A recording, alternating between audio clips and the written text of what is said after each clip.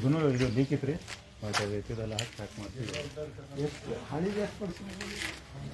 ಈಗ 12ನೇ ಶತಮಾನದಾಗಿಂತ ಮುಂಚಿದ ಅಂತ ಸರ್, ಚಾಣಕ್ಯರ ಕಾಲದಾಗಿಂದ ದೇವಸ್ಥಾನ ಇದೆ. ಬಸವಣ್ಣವ್ರಕಿಂತ ಮುಂಚಿನ ನಾಗಣ್ಣ ನೀವೇ ಹೇಳಿಲ್ಲ ಸರ್. ಈ ದೇವಸ್ಥಾನ ಇತಿಹಾಸ ಬಸವಣ್ಣವ್ರಕಿಂತ ಮುಂಚೆಯಿಂದನೂ ಈ ದೇವಸ್ಥಾನ ಒಂದು ಚಾಲ್ತಿಯಲ್ಲಿತ್ತು. ಬೀದರ್ ಜಿಲ್ಲೆದಾಗೆ ಶಿವಮಂದಿರ ಅಂತೇಳಿ ಒಂದು ಐತಿಹಾಸಿಕ ಹೆಸರಿದ್ದು ಅದು ನಾರಾಯಣಪುರ ಶಿವಮಂದಿರ. ಎಲ್ಲರೂ ಬೇರೆ ಬೇರೆ ಪಾಪನಾಶ ಆ ಬೇರೆ ಬೇರೆ ಹೆಸರುಗಳಲ್ಲಿದ್ದರೂ ಅದು ಶಿವ ದೇವಾಲಯ ಅಂತ ಕರೆಯೋದು ಮಾತ್ರ ಇಡೀ ಜಿಲ್ಲೆದಾಗೆ ನಾರಾಯಣಪುರ ದೇವಸ್ಥಾನ ಇದು. ಬಸವಣ್ಣವರು ಆ ಟೈಮ್ನಾಗ ಇಲ್ಲಿ ಬ್ರಾಹ್ಮಿನ್ಸ್ ಎಲ್ಲ ಏನು ಅವ್ರ ಕೈಯಾಗೆಲ್ಲ ಲೆಕ್ಕಪತ್ರ ಬರೆದಿರ್ತಲ್ರಿ, ಅವರೆಲ್ಲ ಇದೇ ನಾರಾಯಣಪುರದಾಗ ಸ್ಟೇ ಮಾಡಿದ್ದು ಊರಿದು.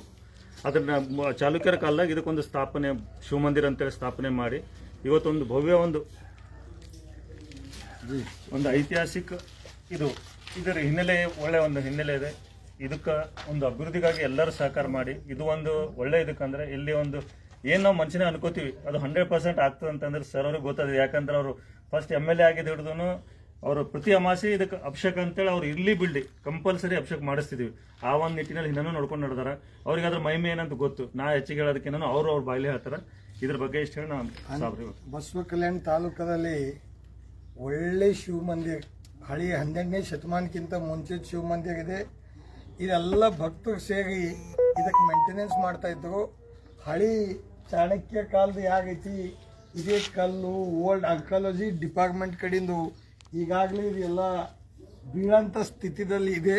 ಇದಕ್ಕೋಸ್ಕರ ಸ್ವಾಮೀಜಿಯವರು ಇಲ್ಲಿ ನಾರಾಯಣಪುರದೆಲ್ಲ ಮುಖಂಡರು ಕಮಿಟಿದವರು ಸಾಕಷ್ಟು ಸಲ ನಾವು ಎಲ್ಲ ಭಕ್ತಾದಿಗಳು ಸೇರಿ MLA MP ಮಿನಿಸ್ಟರ್ ಎಲ್ಲರಿಗೆ ಪತ್ರ ಬರೆದಿದ್ದೆವು. ಪತ್ರ ಬರೆದ ನಂತರ 1,20,00,000 ಈಗಾಗಲೇ ಅವ್ರು ರಿಲೀಸ್ ಮಾಡಿದಾಗ ಆರ್ಕಿಯಾಲಜಿಕಲ್ ಡಿಪಾರ್ಟ್ಮೆಂಟ್ ಕಡೆಯಿಂದೆಲ್ಲ ರೀಫಿಟ್ಟಿಂಗ್ ಮಾಡಬೇಕು ತೆಗೆದಂತ.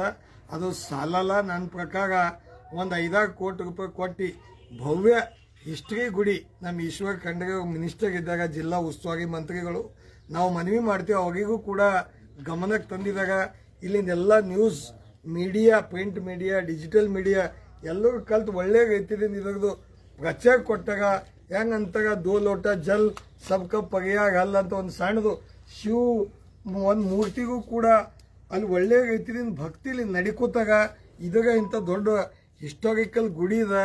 ಅದಕ್ಕೋಸ್ಕರ ನಾನು ಮನವಿ ಮಾಡ್ತೀನಿ ನಮ್ದು ಶರಣು MLAಗಾಗಲಿ ನಮ್ಮ ವಿಜಯ್ ಸಿಂಗ್ ಅವರಿಗಾಗಲಿ ನಮ್ದು ಇನ್ಚಾರ್ಜ್ ಮಿನಿಸ್ಟರ್ ಅವರಿಗಾಗಲಿ ಈ ಸಂಬಂಧಪಟ್ಟಿದ್ದು ಯಾರ್ಯಾರು ಇಲಾಖೆದ ಮಂತ್ರಿಗಳಿದ್ದಾಗ ಅವರಿಗೂ ಕೂಡ ರಿಕ್ವೆಸ್ಟ್ ಮಾಡಿ ಒಂದು 5 ಕೋಟಿ ರೂಪಾಯಿ ರಿಲೀಸ್ ಆಗಬೇಕು. ನಾ ಹಿಂದೂ ಅಂತಂದು ಭಾಷಣ ಮಾಡಬೇಡ್ರಿ. ಒಳ್ಳೆ ರೀತಿಯಿಂದ ನಮ್ಮ ಬಸವ ಕಲ್ಯಾಣ ಅಭಿವೃದ್ಧಿ ಮಾಡೋ ಸಲಕ್ಕೆ ಒಂದು 5 ಕೋಟಿ ರೂಪಾಯಿ ಇಬ್ಬರು ಕಲ್ತಿ ಇಬ್ಬರು ಇಲ್ಲಿ ಸೋತಿದ ಕ್ಯಾಂಡಿಡೇಟ್ ಇರಲಿ ಗೆದ್ದಿದ ಕ್ಯಾಂಡಿಡೇಟ್ ಇರಲಿ ಇದ್ರೊಳಗೆ ಯಾವುದೇ ಪಕ್ಷಪಾತ ಮಾಡಬೇಡ್ರಿ. ನಮ್ಮ ಹೋಗಿ ಒಳ್ಳೆ ರೀತಿಯಿಂದ ಅಭಿವೃದ್ಧಿ ಆಗಬೇಕು. ಈ ಕೆಲಸನೂ ಕೂಡ ಪ್ರಾರಂಭ ಆಗಬೇಕು. ಅದಕ್ಕೋಸ್ಕರ ಮತ್ತೊಂದು ಸಲ ಇವತ್ತು ವಿಸಿಟ್ ಮಾಡಿ ಎಲ್ಲರಿಗೆ ಮನವಿ ಮಾಡಕ್ಕೆ ಬಂದಿದ್ದೆವು. ನಮ್ದೆಲ್ಲ ಮುಖಂಡರದು ಒಂದೇ ಒತ್ತಾಯ ಅದ, ಹಿಸ್ಟ್ರಿ ಪರಂಪರೆ ಇದ್ದು ಜನರಿಗೆ ಅನುಕೂಲ ಆಗಂತ ಕೆಲಸ ಮಾಡಿಕೊಡ್ರಿ ಅಂತ ಮನವಿ ಮಾಡ್ತಾ ಇದ್ದೆ.